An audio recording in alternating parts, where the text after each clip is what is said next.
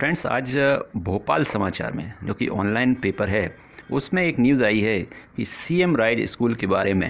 अगर प्रदेश में, जैसा कि आपको पता है कि सीएम राइज स्कूल खुलने का चल रहा है और पहले ही फहरिस्त में करीब 350 स्कूल खुलने का सरकार प्रयास कर रही है। तो सीएम राइज स्कूल के लिए क्या क्या खोना पड़ेगा, उसमें जो न्यूज़ है उसके हिसाब से कि सीएम राइज स्कूल अगर खुलते हैं तो उसमें कई लोगों को नुकसान होगा, कई लोगों के रोज़गार छिन तो नहीं जाएंगे। तो ये मुद्दे हैं जिन पर ये न्यूज़ दी है। तो आइए हम इस न्यूज़ को देख लेते हैं, क्या है न्यूज़ में। सीएम राइज स्कूल के लिए क्या खोना पड़ेगा, यहाँ पढ़िए। सीएम राइज के तहत प्रस्तावित 9,200 विद्यालयों को अस्तित्व में लाने के लिए 1,500 करोड़ रुपयों मध्य प्रदेश में व 15,000 विद्यालय राष्ट्रीय शिक्षा नीति के सभी पक्षों को शामिल कर गुणवत्तापूर्ण शिक्षा के लिए केंद्रीय सरकार द्वारा बजट 2021-22 में प्रावधान किया गया है। मध्य प्रदेश अधिकारी कर्मचारी संयुक्त कल्याण समन्वय समिति के प्रांतीय अध्यक्ष उदित सिंह भदौरिया, संयोजक प्रमोद तिवारी एवं प्रांतीय महामंत्री कन्हैया लाल लक्षकार, हरीश बोयत, जगमोहन गुप्ता, यशवंत जोशी ने संयुक्त प्रेस नोट में बताया कि सीएम राइज से बड़ी संख्या में विद्यालयों व शिक्षकों के पदों का विलय हो जाएगा। शिक्षा का अधिकार कानून के तहत प्रति 1, 3, 5 व 10 किलोमीटर की दूरी पर क्रमशः प्राथमिक, माध्यमिक, उच्च माध्यमिक व उच्च माध्यमिक विद्यालय खोले गए थे। जैसा कि शिक्षा का अधिकार का जो कानून है उसके तहत ये नियम है कि हर 1 किलोमीटर पर प्राथमिक विद्यालय होना चाहिए, 3 किलोमीटर पर माध्यमिक विद्यालय होना चाहिए, 5 और 10 किलोमीटर की दूरी पर एक उच्च माध्यमिक विद्यालय अवश्य होना चाहिए। इसमें न्यूनतम प्राथमिक में 2 व माध्यमिक विद्यालय में 3 शिक्षकों के पद स्वीकृत थे। शिक्षा का अधिकार कानून लागू होने के बाद बड़ी संख्या में शाला भवन व परिसर में शौचालय निर्माण व किचन शेड पर भारी भरकम राशि व्यय की जा चुकी है। देश में वर्तमान में लगभग 12 से 14 लाख शिक्षकों के पद रिक्त हैं। मतलब आप अंदाज लगाइए कि देश में करीब 12 से 14 लाख वैकेंसीज हैं शिक्षकों की।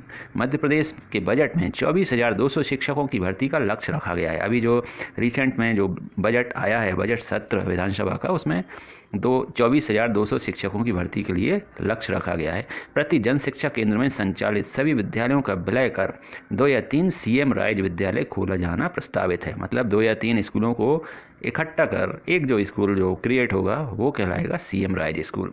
वंद विद्यालय के शिक्षकों को उक्त विद्यालयों में समायोजित किया जाएगा।